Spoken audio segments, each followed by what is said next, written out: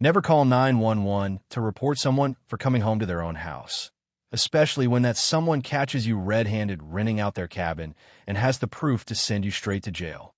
You ever pull into your own driveway and find strangers sitting on your porch like they own the place? That's what happened to me. But here's the kicker.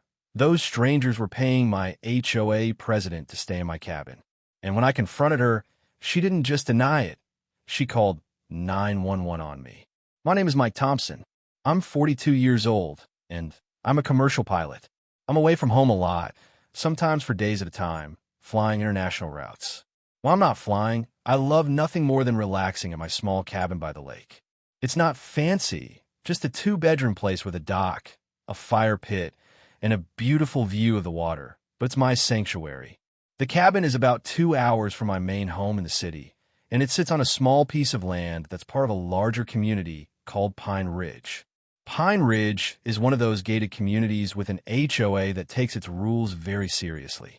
Most of the properties in Pine Ridge are fancy lakefront homes, but my cabin is the odd one out. It's older, smaller, and sits on a piece of land that's been in my family for generations. I've owned the cabin for 10 years, and for the most part, I've had no issues with the HOA. I pay my dues on time, I keep my property neat, and I mostly keep to myself when I'm there. That all changed when Karen Peterson became president of the Pine Ridge HOA. Karen is in her late 50s, married to a retired lawyer, and apparently has nothing better to do than police the neighborhood. Within months of becoming president, she started sending me violation notices for things like unapproved dock. The dock was there when I bought the cabin, unsightly fire pit. I use it maybe twice a year, and overgrown vegetation. I like the natural look of the land around my cabin. I ignored her letters at first, but they kept coming. Finally, I wrote back, explaining that my cabin was not subject to Pine Ridge HOA rules, as it predated the formation of the HOA by decades. I included a copy of the original deed to prove it. I thought that would be the end of it. I should have known better. A few months later, I was scheduled to be on a 5-day trip to Europe. Before I left, I stopped by the cabin to check on things and make sure everything was locked up.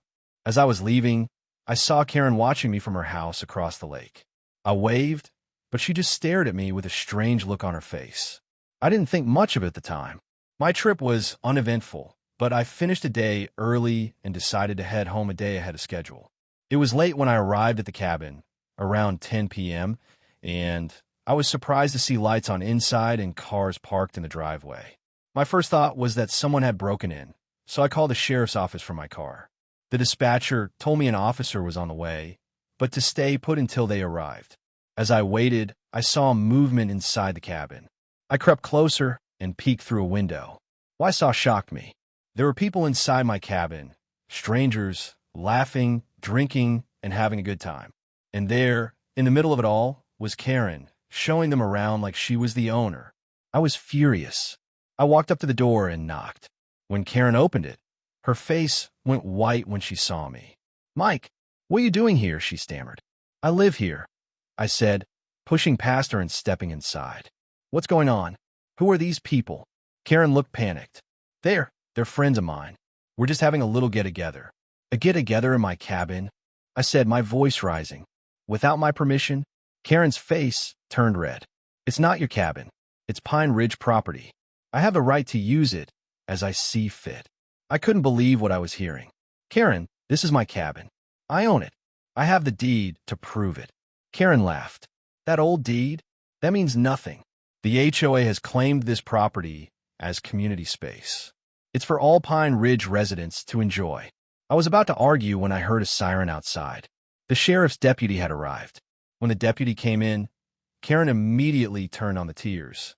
"Officer, thank goodness you're here. This man just burst into our community space and started threatening us." The deputy looked at me, then at Karen, then at the other people in the cabin. "What's going on here?" I spoke up. "This is my cabin. I own it. I came home early from a trip to find these people having a party here without my permission." Karen jumped in. "That's not true. This is Pine Ridge community property. This man is trespassing and threatening us." The deputy looked confused. "Can I see some ID, please?" I showed the deputy my driver's license, which had my address on it, the address of the cabin. Karen showed hers, which had a different address. The deputy looked at Karen. "Ma'am, this appears to be Mr. Thompson's property. Do you have any proof that it belongs to the HOA?" Karen sputtered. "Well, no, but the HOA has claimed it. We have every right to use it." The deputy shook his head. "Ma'am, without proof of ownership, I can't just take your word for it. If Mr. Thompson says this is his property, and he has ID showing this address, I have to take his word for it." Karen was getting desperate now. But he's lying. This is community property. We've been using it for months." The deputy looked at me. "Sir, do you have any proof of ownership? A deed or something?" "I do," I said. "It's in my safe. I can get it if you want." The deputy nodded. "That would be helpful." I went to the bedroom and opened the safe where I kept important documents. I found the original deed to the cabin, which clearly showed that my grandfather had bought the land and built the cabin in the 1950s, long before Pine Ridge ever existed. I also found the property tax bill from last year, which was in my name. When I showed the documents to the deputy, he nodded. "This seems pretty clear, sir. This is your property." Karen was panicking now. But the HOA has been using this property for years. We've maintained it, improved it." The deputy held up his hand. "Ma'am, if you've been using this property without the owner's permission, that's trespassing.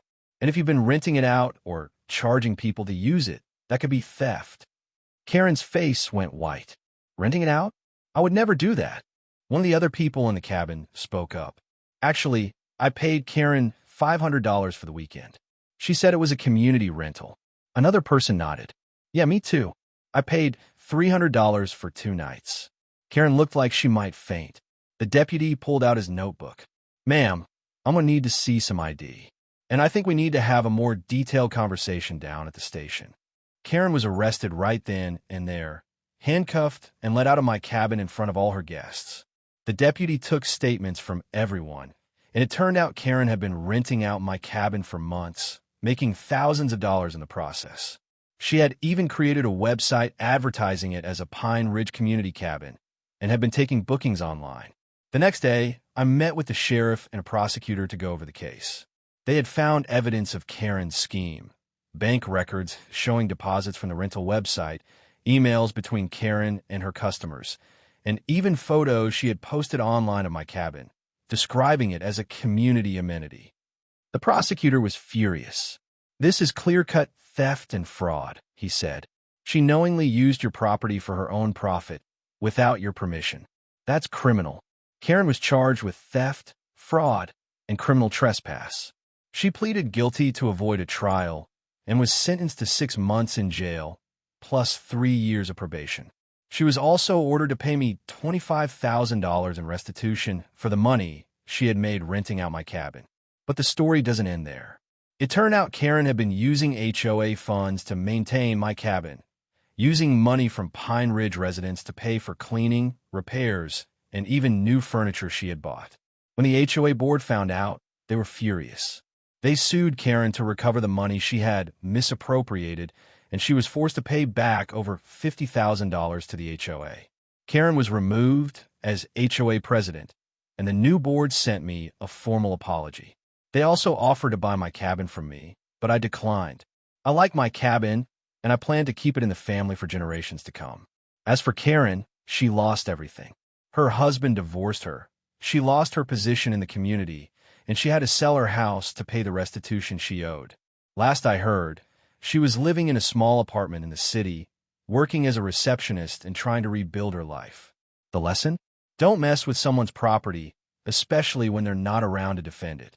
Because some of us have the proof of ownership, the law on our side, and the determination to make sure people like you pay for what you've done. Subscribe for more stories about HOAs getting what they deserve.